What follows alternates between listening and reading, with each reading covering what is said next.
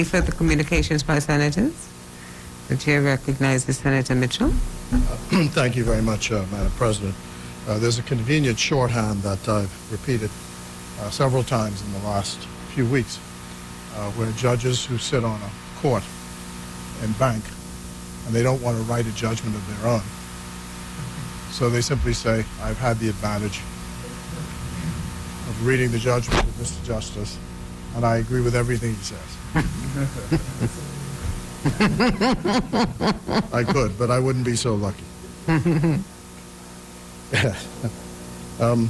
But the convenient point to join with you is my thinking. It was perhaps the same day that Steve Gardner won the gold medal and was draped in the Bahamian flag that Arthur Hanna died, or certainly within 24 hours of it. And as the nation swelled with pride over that accomplishment, that this country of 400,000 people could produce a world-class runner. And then the next day, Shawnee Miller, who I think one day could make a good minister of sports for the country, a brilliant woman. But they were able to do that because of the generation of A.D. Hanna, who created a country way back in 1973. That's now 48 years away. And several people have mentioned his beginnings in Acklands.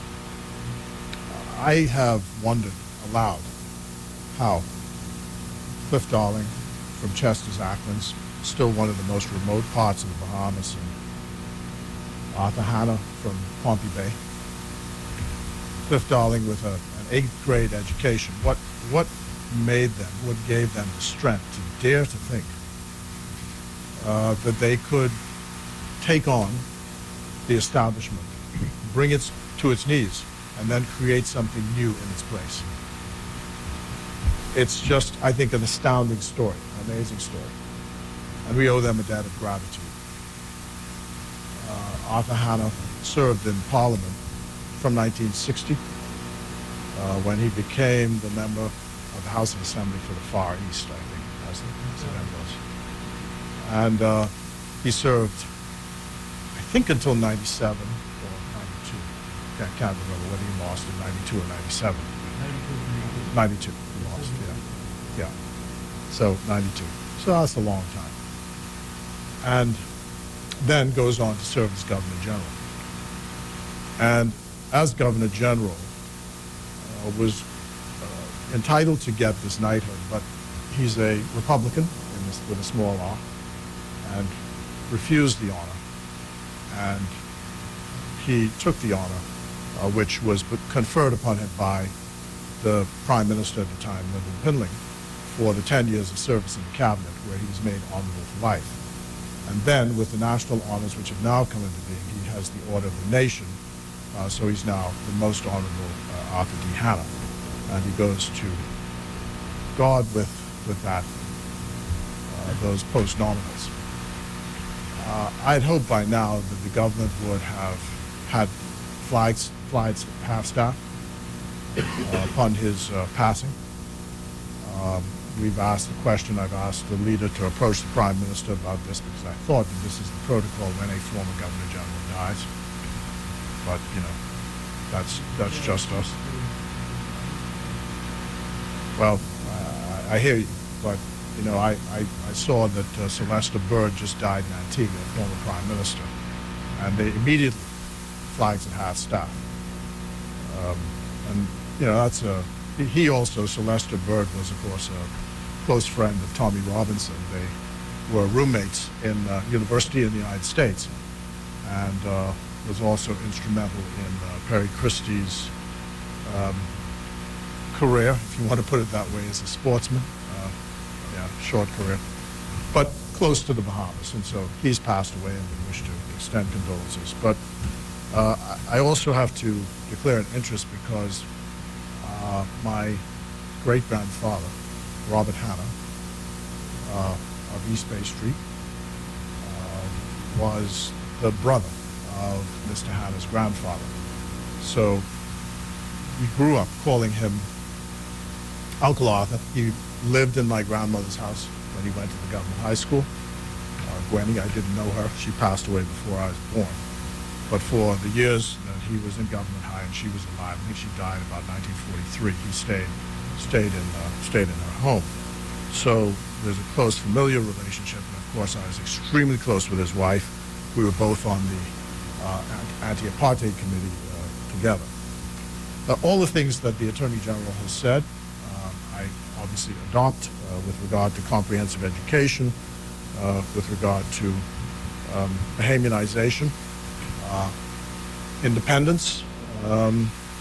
He and Carl Francis were the ones who kept saying, we must do it and we must do it now. And they never wavered in that. And that comes back to what I was saying about Steve Gardner.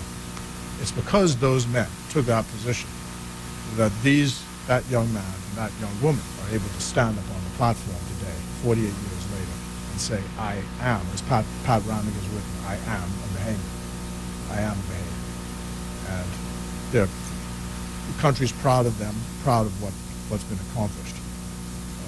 Having mentioned Pat Raming, the poet, I wish to mention Robert Johnson, who wrote a seminal work, in my view, and was described by Sean McQueenie QC as perhaps the finest poet, technical proficiency in poetry of his generation, who passed away last week. He hails from Fox Hill, but he died last week. Many of you may remember his work, The Road, which was part of the BJC syllabus for the Ministry of Education Social Studies exam. But simply a brilliant man who's passed away.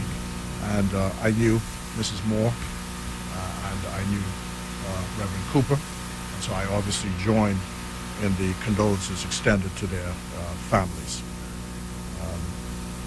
It seems to me that there's just too much death. Like every time you turn around, somebody's reported to have passed away. But I am comforted, I suppose, if you can find comfort in this, that in the midst of life there's death, and we have to walk along parallel paths. We have to keep moving till it comes our time to leave the stage. So on behalf of this side, the Progressive Liberal Party, I wish to extend condolences to the family of all those that we've spoken about today, and to congratulate the two magnificent athletes, and I look forward to their future accomplishments. And I'm hoping that we have an impressive state funeral for the late Honorable Hanna. Thank you. Thank you, sir.